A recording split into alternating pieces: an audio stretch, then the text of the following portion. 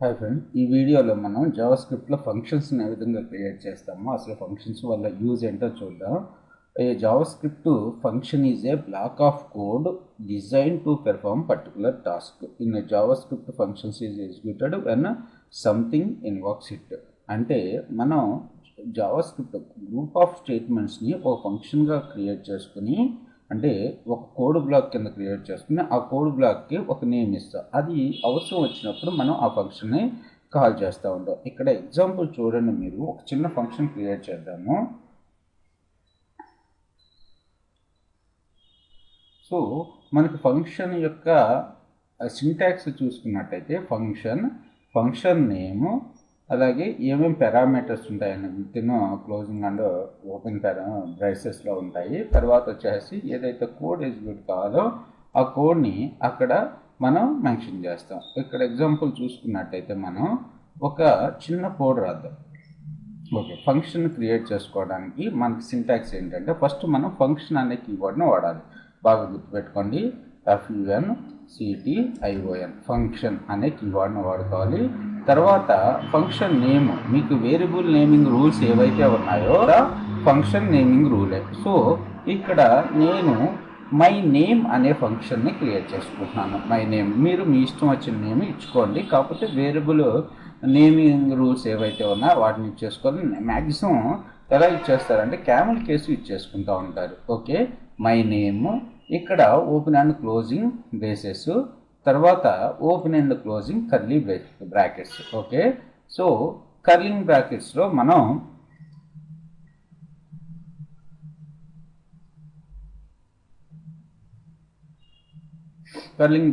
మనం ఏదైతే code execute కావాలనుకుంటున్నామో ఆ కోడ్ని ఇక్కడ రాసుకుంటాం అన్నమాట. ఇక్కడేమో ఓపెన్ అండ్ క్లోజింగ్ బ్రేసెస్లో మనం ఏవైతే పారామీటర్స్ ఉన్నాయో వాటిని బాగా చేస్తాం. అవి కమింగ్ వీడియోస్లో చూద్దాం మనం. ఇప్పుడు ఫంక్షన్ మై నేమ్ అనే ఫంక్షన్ క్రియేట్ చేశాను.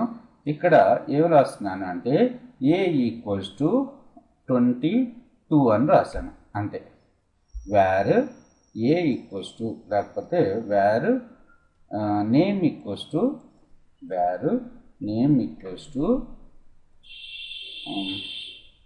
డబుల్ కోట్స్లో బిఎల్ఆర్ వెంకట్ అని రాశాను. ఓకేనా, ఇప్పుడు టైప్ ఆఫ్ మై నేమ్ ఏమొస్తుందో చూద్దాం. Type of my name my NAME. Okay, మనం ప్రీవియస్ వీడియోకి కంటిన్యూషన్ అనుకోండి. ఇది ఒక ఫంక్షన్ అనేది క్రియేట్ చేసి ఆ ఫంక్షన్ అనేది ఏం టైపు,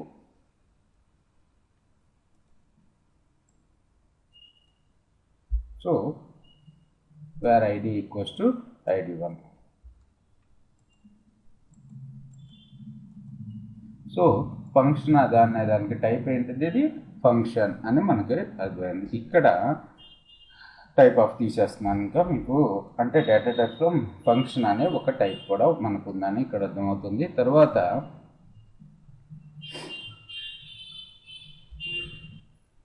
ఓకే, ఒక ఫంక్షన్ క్రియేట్ చేసాం, మై నేమ్ అనే ఫంక్షన్. వేర్ నేమ్, ఇక్కడ ఇక్కడ ఫంక్షన్స్ అని పెడదాం. S2 types functions. ఓకే, ఇవన్నీ కూడా ఇప్పుడు మనం ఫంక్షన్ క్రియేట్ చేస్తున్నాం కాబట్టి దీన్ని యూజర్ డిఫైన్డ్ ఫంక్షన్స్ అంటాం అన్నమాట.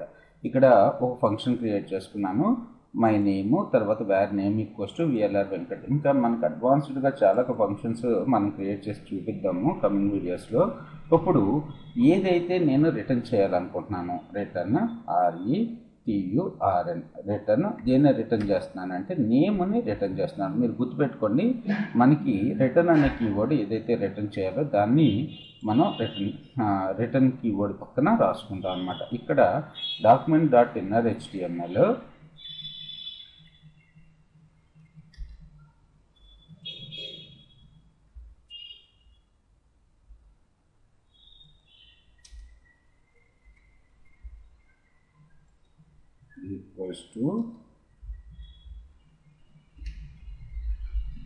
సో ఇక్కడ ఏం రాద్దాం మనం, ఏదైతే ఫంక్షన్ మనకు కావాలనుకుంటున్నామో మై NAME. అర్థం కాకపోయినా ప్రాబ్లం లేదు, మళ్ళీ చెప్తాను నేను దీని గురించి. మీరు న్యూ ఫంక్షన్స్కి న్యూ అయితే మై నేమ్ అని చేశాను. ఇక్కడ ఐడి పారాగ్రాఫ్లో ఐడి ఈక్వల్స్ టు ID1 అని మెన్షన్ చేసుకున్నాం. ఇప్పుడు ఈ ID1 ప్లేస్లో ఏం రిటర్న్ అవుతుంది మనకి? మన యొక్క ఏదైతే డేటా ఉందో అంటే విఎల్ఆర్ వెంకట్ రిటర్న్ నేమ్ చేస్తుంది. మై నేమ్ని ఫంక్షన్ కాల్ చేసుకుంటున్నాను.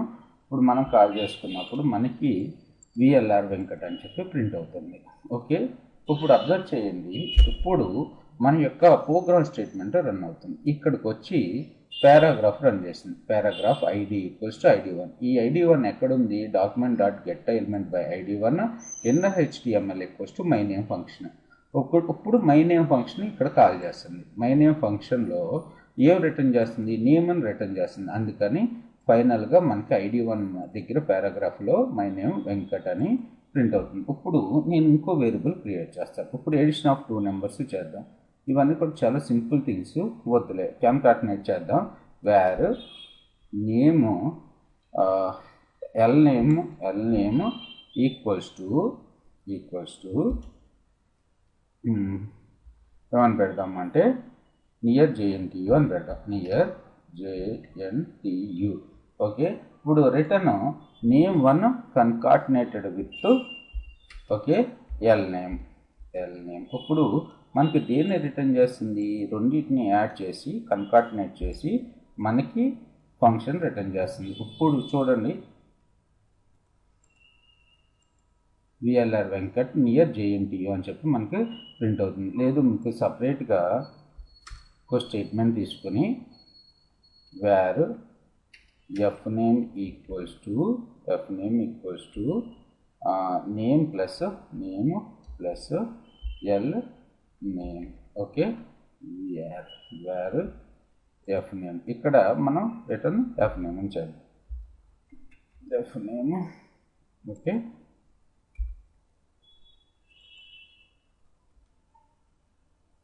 Return fname. ఇప్పుడు చూడండి, మై నేమ్ ఫంక్షన్ కాల్ చేస్తుంటే మనకి విఎల్ఆర్ వెంకట్ నియర్ JNTU అని చెప్పి ప్రింట్ అవుతుంది. JNTU H.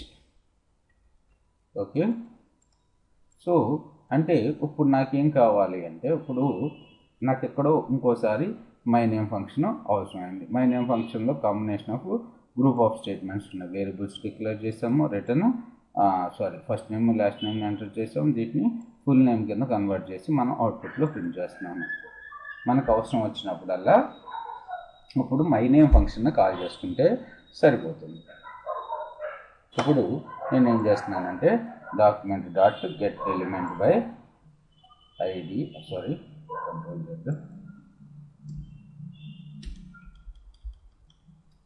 Document dot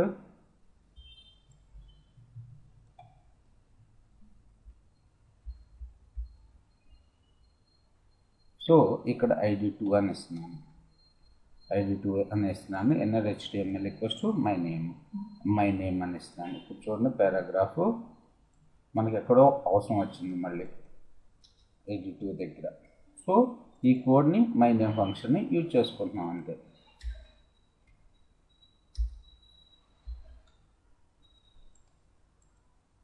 okay, so ఈ విధంగా మనం ఫంక్షన్స్ని క్రియేట్ చేసుకుంటాము. మీరు చిన్న ఎగ్జాంపుల్ ఇది, అంటే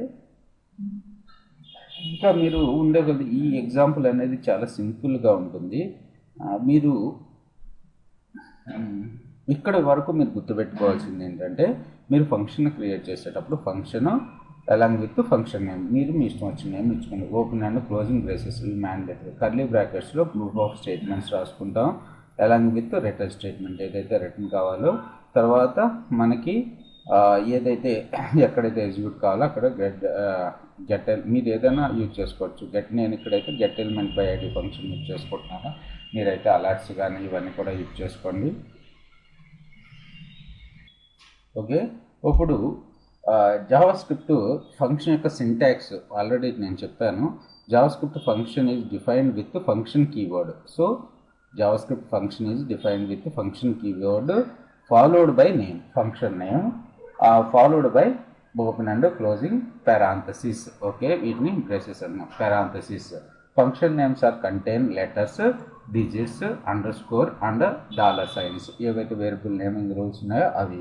సో తర్వాత the parenthesis may include the parameter name separated by comma. ఇక్కడ ఈ పెరాంథసిస్లో మనం పారామీటర్ నేమ్స్ ఇస్తాం. అంటే గుర్తుపెట్టుకొని నెక్స్ట్ ఎగ్జాంపుల్ చూపిస్తాను. ఇక్కడ పారామీటర్స్ నేమ్స్ అంటే పారామీటర్ 1, పారామీటర్ ఇక్కడ నేను ఏ కామా బి అనే పారామీటర్స్ని పాస్ చేశాను, A1 కామా B1. అలాగే మీరు మీ యొక్క ఓన్ పారామీటర్స్ని పాస్ చేస్తూ ఉంటారు. The code to be executed function placed in the with in open and closing brackets.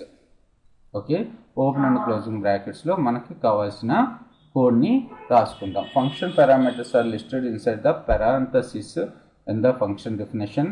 Function arguments are values received to function when it is invoked inside the function. The arguments behave as a local variables. ఇక్కడ చూడండి, var name equals to VLR Venkat. ఇక్కడ నేను ఏం చేస్తున్నాను అంటే ఇక్కడ మనం ఫంక్షన్లో నేమ్స్ వేరియబుల్స్ని క్రియేట్ చేస్తాం. వీటిని out side of the function మనం యూజ్ చేసుకోవడానికి కుదరదు. ఎగ్జాంపుల్ చూసుకున్నట్టయితే మీరు గెట్ డాక్యుమెంట్ బై ID2 ఇక్కడ మై నేమ్ బదులుగా నేను నేమ్ అనే ఒక వేరియబుల్ ఉంది కదా, నేమ్ను ప్రింట్ చేద్దామని ట్రై చేస్తున్నాను. Okay, name. సో రన్ అవుతుందా ID2 దగ్గర? రాదు. ఎందుకంటే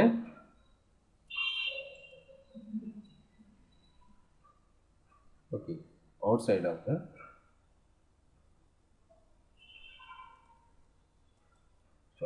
ఎక్కడ కోడు వెంకట వచ్చేసింది. అందుకుముందు ఎక్కడో రన్ చేసిన కోడ్ రన్ అవుతున్నట్టుంది. ఓకే, అంతకుముందు ఎప్పుడో మనం రన్ చేసాం కదా దీని పర్పస్, అది డిస్ప్లే అయిపోతుంది. కానీ మనం ఈ నేమ్లో ఏముంది, VLR వెంకట్ అనేది ఉంది. VLR వెంకట్ అనేది మాత్రం మనకి నేమ్ దగ్గర ప్రింట్ అవ్వట్లేదు.